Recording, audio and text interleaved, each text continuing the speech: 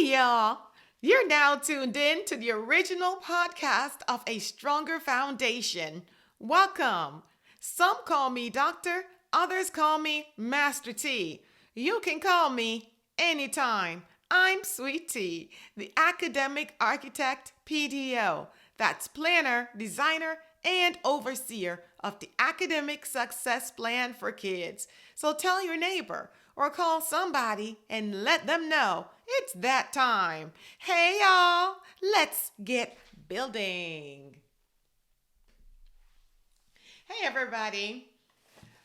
The title of this podcast is Teacher Ises versus Nots. And it basically focuses on the many roles teachers play that people have become accustomed to, but which roles are not really the teacher's responsibilities based on their contract, that is. See, I feel like even with the kids, they don't seem to understand their part in growing as a learner.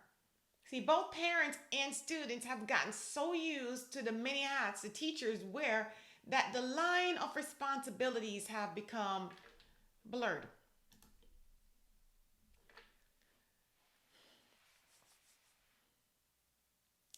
So, what's the big deal? You may wonder. Well, you know that I'm an advocate for kids, right?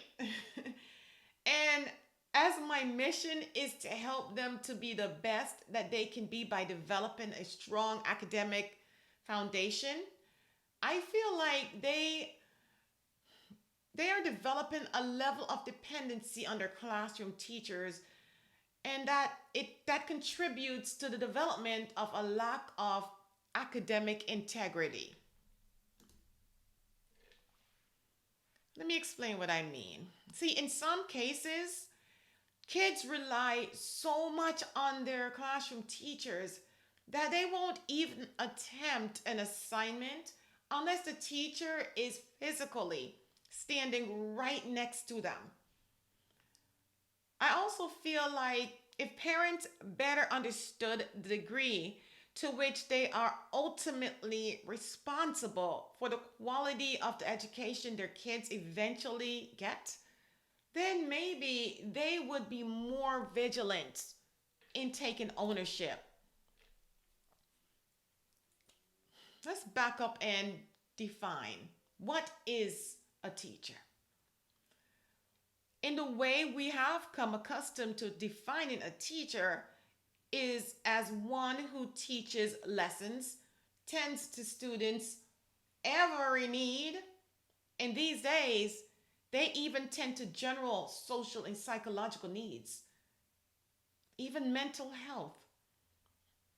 But what is their main duty? To teach, right? That's really it. Sure, there's behind the scenes duties that a teacher have that mostly entails preparatory activities for what they will teach in the classroom. Teachers, although they essentially take on these additional roles, are not family therapists or your child's robot. Their job is in a technical sense, their job is really cut and dry. A teacher's job is to share, serve, or dish out knowledge, but it's not their job to digest that knowledge for a child. In a classroom, a teacher may pause briefly during introduction of a new lesson to help a struggling student catch up. As always, they will do their very best, but ultimately, they must move forward, whether or not that struggling student fully comprehends the skill or not. See, once the teacher has done their part, it's the parent's responsibility to step in and implement extra academic support to close whatever learning gaps caused the child to struggle in the first place. But instead, the parent is often disconnected from the intricate details of the child's learning. The schools will handle it, they say. The point is that many parents do not understand the distinction between the responsibility of the classroom teacher and their personal responsibility for guaranteeing their child's success. As a matter of fact, many parents have presumptuously left the entire process of educating their children up to the schools and teachers. See, unfortunately, misinterpreting the roles and responsibilities will be an error on both the parent and the child's part, which will ultimately affect the child's chances of success. That's what it's all about. Schools and teachers do a fantastic job presenting the academic knowledge necessary to set up any child for academic excellence. However, again, a teacher cannot digest the information for the child.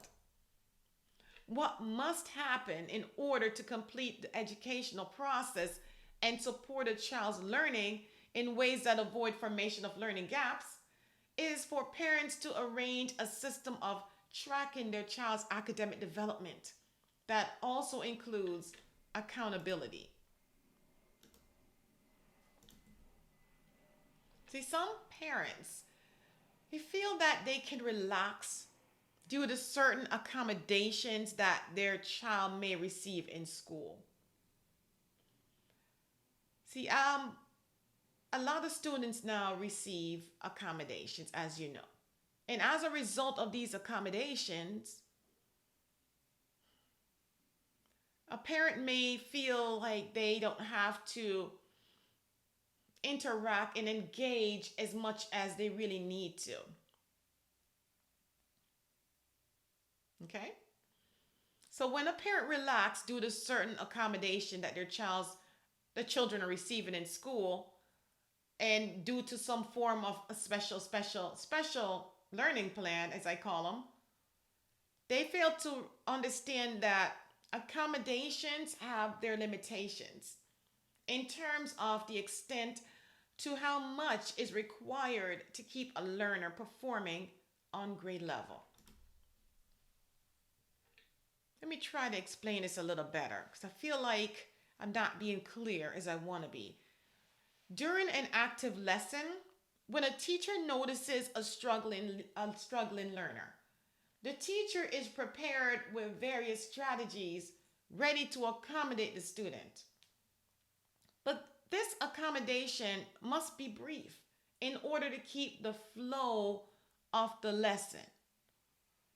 If the accommodation required is too extensive, then the teacher may realize that the student requires more supplemental assistance than there is time to give. So it's almost like the difference between simply having to tap off a glass of water that is almost full versus having to create the entire glass as well as pump in purified water just to be able to help the child. A teacher cannot dedicate an entire school year to reteaching skills that the child should have learned in their previous school years. Because in such a case, the teacher would never get to the grade level material they need to teach for this year.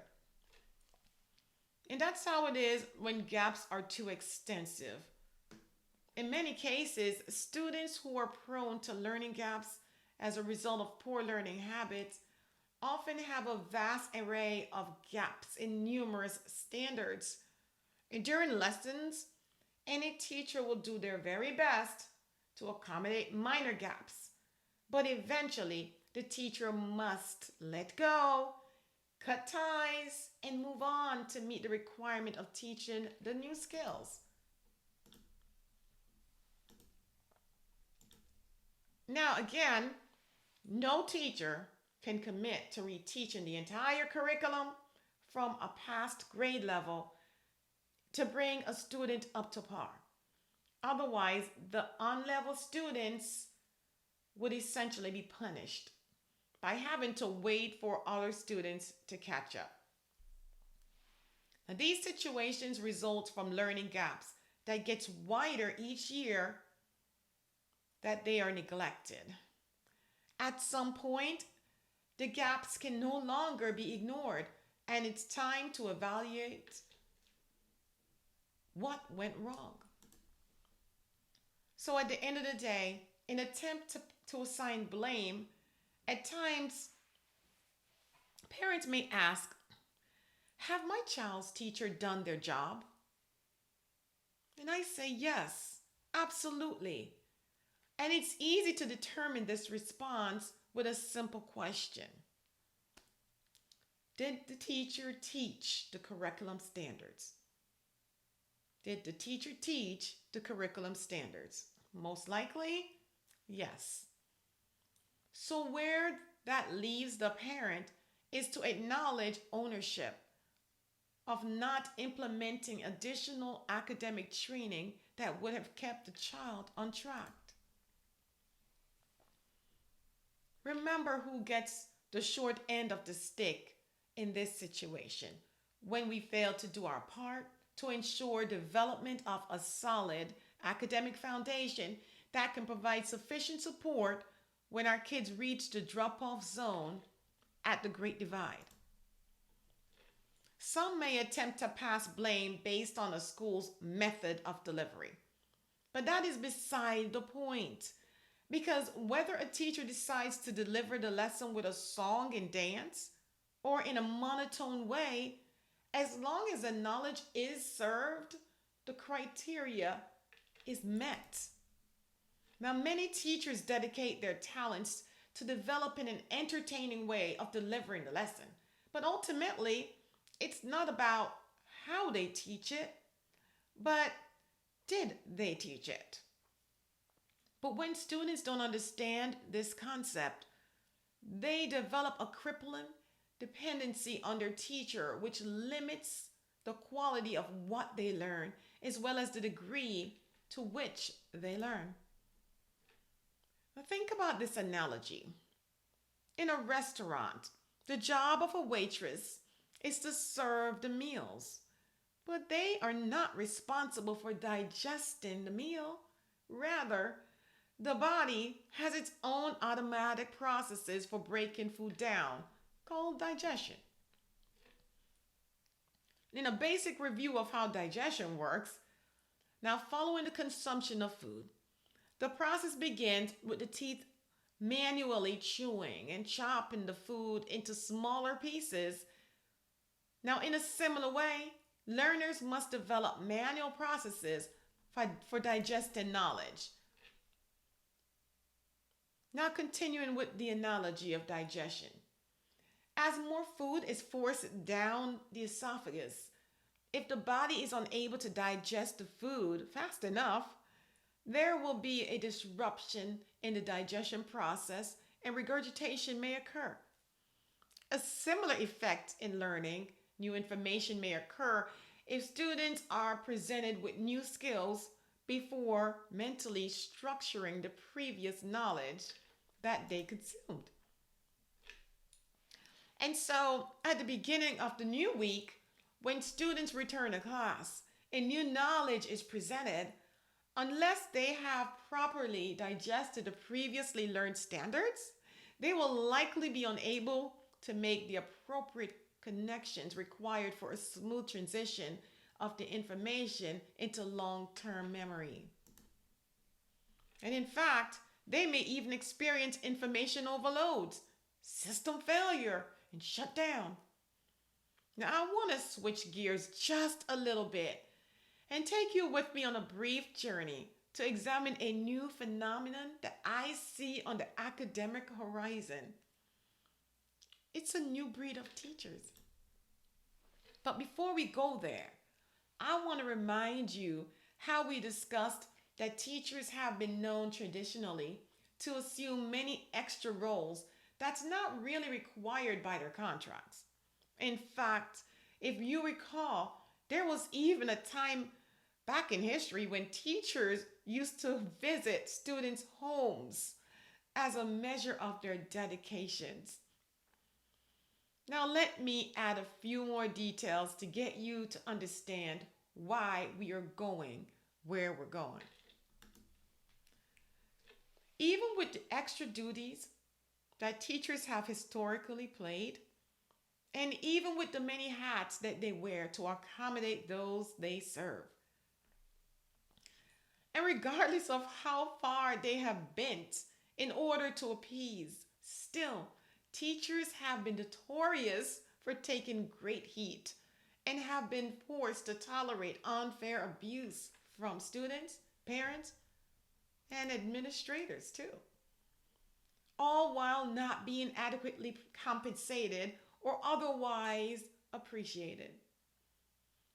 It's a great field to be in, but teachers have certainly been taken advantage of for some time.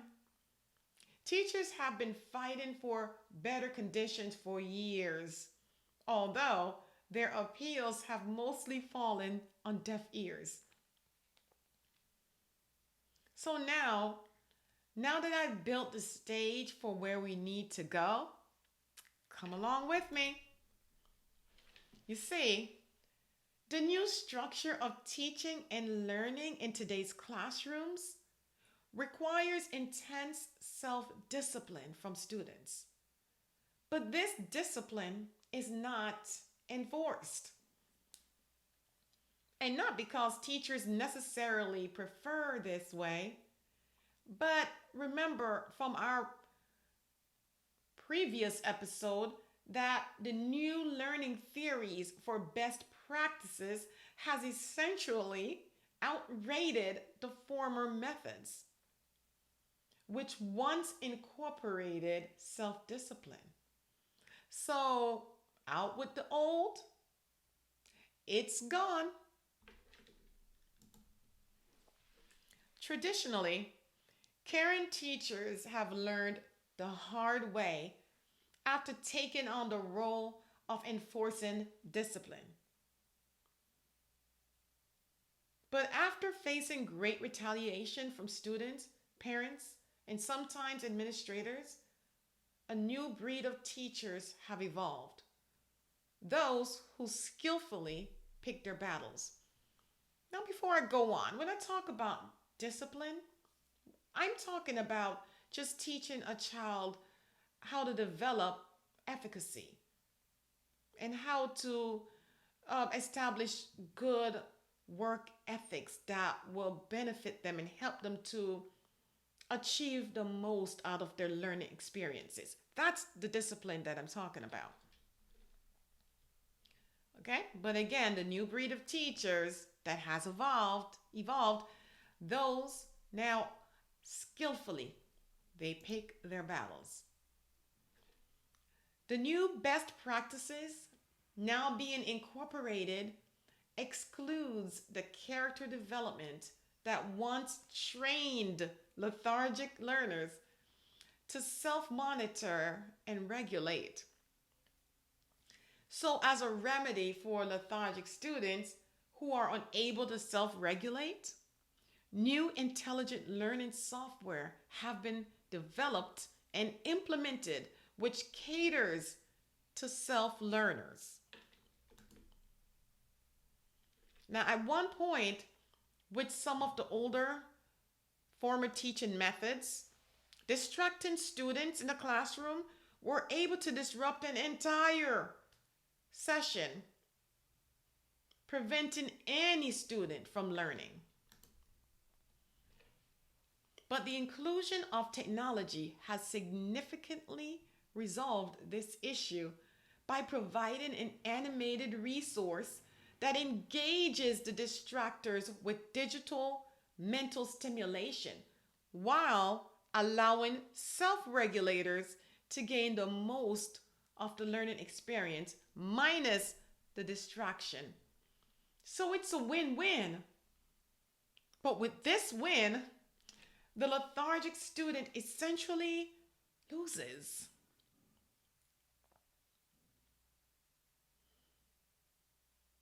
The concern a parent should have at this point in our conversation is which of these kids sound like yours? Did you catch what I said? I said that the same uniform instructional device that accommodates the needs of the self regulating student also caters to the needs of the distracting student. So it's a brilliant innovation. The issue is that whereas this resource is used to maximize learning for the self regulator, it is used as a child sitter for the other learner who simply needs to be entertained. So, wait, what? Doesn't the teacher take a stand against this? Remember, I've told you that the new teachers are unique with the enhanced ability to pick their battles and avoid unnecessary stress. In fact, the new breed of teachers are just right for the new breed of learners. These teachers not only understand and embrace adaptation, but also reflect the concept of survival of the fittest. Stay with me. Adaptation is reflected in biology when organisms adjust to new environments or changes in current environments. The new teachers have adjusted. Natural selection, well, that's a scientific idea that suggests that traits that can be passed down to allow organisms to adapt to the environment better than other organisms of the same species. Again, it's a scientific idea that suggests that traits that can be passed down to allow organisms to adapt to the environment better than other organisms of the same species. Now, species, as I'm referring to it, former versus present new teachers. Certain traits have been passed down to the new species of teachers, which allows them to understand several facts that former teachers dared not embrace. The new teachers understand that some kids are here to learn while others are simply placeholders. In terms of their ability to adapt to new environments, the new species of teachers are aware of the redundancy of kicking against the pricks. So this species of teachers, they reflect adaptations through the practice of holding their tongues and picking their battles because they know that reality awaits these lethargic learners at the drop-off zone. They know that the students will ultimately be segregated at the Great Divide.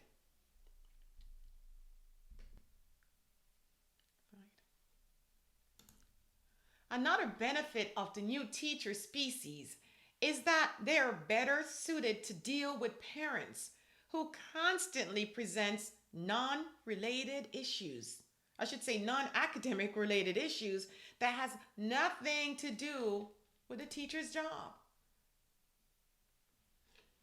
So where does this leave the lethargic learner who is unable to survive in this environment? In this environment in which they are provided with the most amazing, innovative digital technology that has a wealth of knowledge, but due to their inability to self-regulate and use the resource for their academic benefit, they essentially are robbed.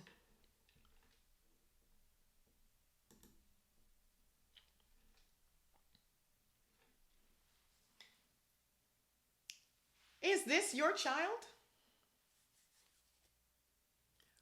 Are you gonna do something about this? See, there is no blaming of the teacher, not if they are teaching the curriculum standards. If this sounds like it could be your child, please take action because they need your help. And of course, the child is happy. Is what parents may say. Well, they're happy, they love their teacher, they're doing fine, they're getting a PR. So even though they may be happy, they're happy because the pressure of learning has been removed.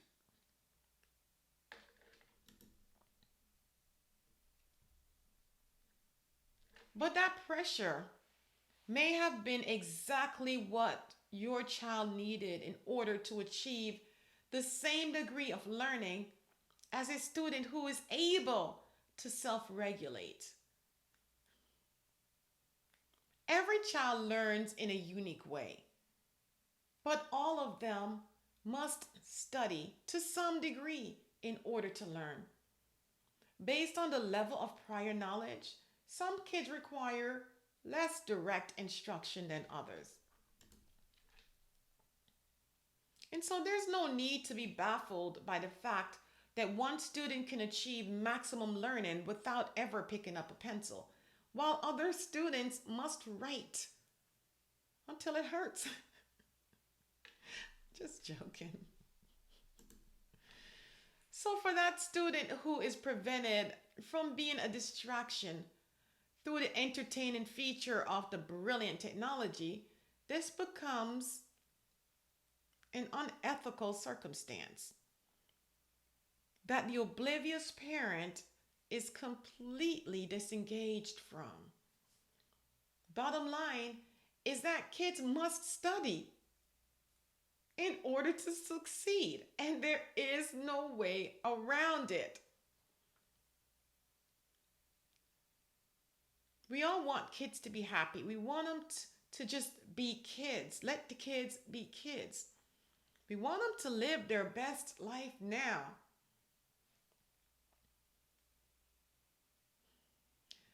But living their best life now should entail being the best learner that they can be now in order to secure their later. Now, I don't want to be misinterpreted here as though I'm saying that new teachers are better in any way than the former teachers. Rather, what I'm saying is that they are better equipped in that they embrace vital adaptations and natural selections that puts them in at ease with the underlying fact that once a child makes a mental decision that they don't want to learn, that's just how it is and how it's gonna be. Now, to wrap this up, once upon a time, former teachers would stay late in their classrooms till 7 or even 8 p.m., scouring the roof, scraping the surface, just searching for new ways to save a lethargic learner and self-distracting student who doesn't realize that they don't even need saving. The new teacher breeds, they have come to terms with the fact that whether they leave at 3 p.m. or remain in their classroom planning until 9 p.m., still, the students who are resistant to learning will find some way to dodge their sacrificial efforts. The unfortunate thing is that the new teacher species are actually forced to accept this as a means of survival of the fittest.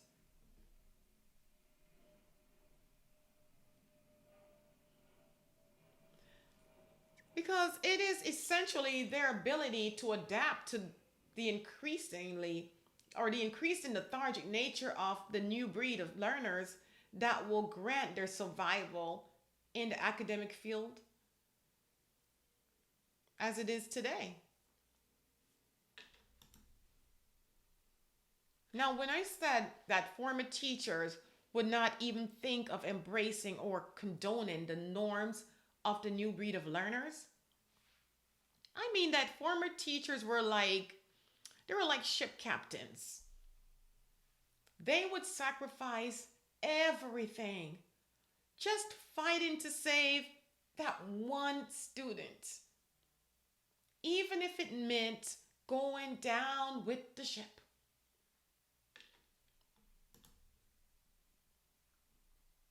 Teacher is's versus nots. They are doctors, academic doctors, who assess academic areas, design treatment plans, and prescribe appropriate doses. In addition, they monitor the child's response to the treatment and make necessary adjustments. The issue is that teachers are not considered real doctors. Hence, they do not receive the well deserved respect that is due to any doctor. I mean, how common is it for a seriously ill patient to defy the professional diagnosis from their medical doctor? Not very often, right? I know. And in many cases, when the prescribed treatment is taken as intended, the patient recovers and health is restored to them. But this looks very different in the education world. When teachers share their professional diagnosis with parents who respond by retaliating against the teacher, even at times accusing the teacher of picking on their child. No, I need you to hear my screeching tires. Parents fighting against a teacher is like biting the hand that feeds your child.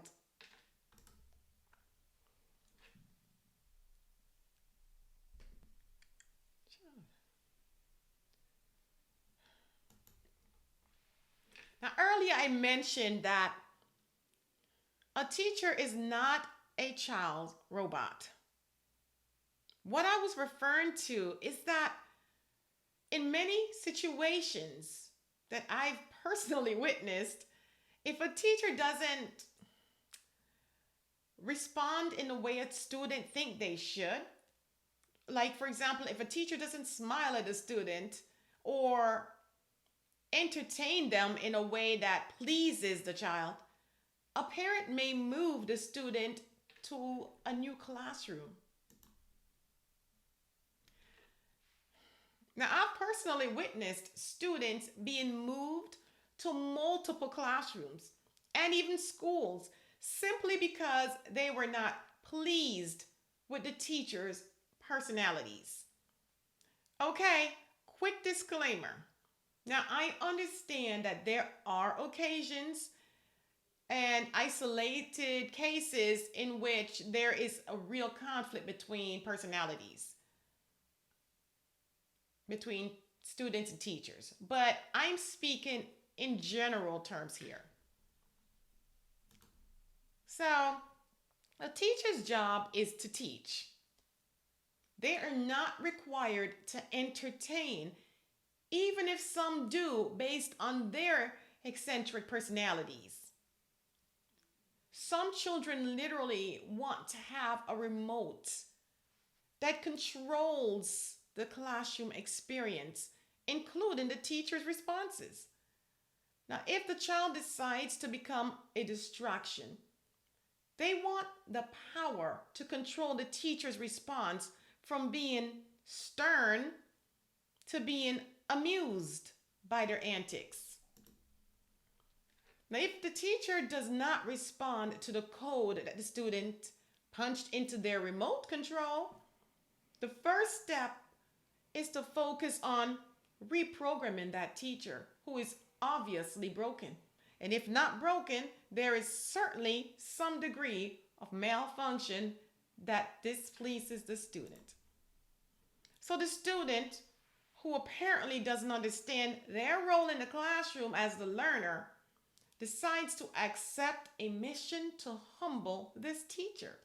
So rather than commit their energy and in the appropriate efforts to focus on the learning task, the child becomes obsessed with the teacher's personality.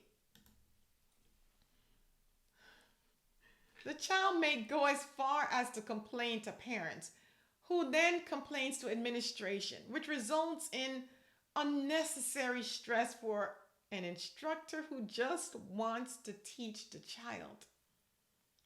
But here is the downside to this very common situation faced in many educational relationships. So even when the student wins and is moved into new settings due to their need to be in control or to be the center of attention, the same problem eventually resurfaces in the new classroom. Now, this is one of the areas in which adaptation has benefited new teachers. Former teachers would take these cases personally and internalize the related stress to the point of anxiety and actually burnout. Remember, teacher burnout, yeah. But the new breed of teachers have become almost immune and unaffected. They are poised with teacher wittedness like never seen before. They are not as easily fazed by the distractions, and they know how to hone in on their specific responsibilities. Now, here's a scenario. Now, there are 10 students in a classroom with one teacher. 5 of the students know their role as students and understand the teacher's role as the classroom manager. So therefore, these 5 students focus on learning and gain the maximum knowledge. The other 5 are unable to focus because they believe the teacher should be more energetic. So as a result, they limit their learning potential.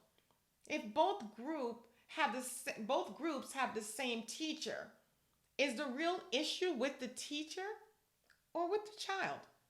Now, interestingly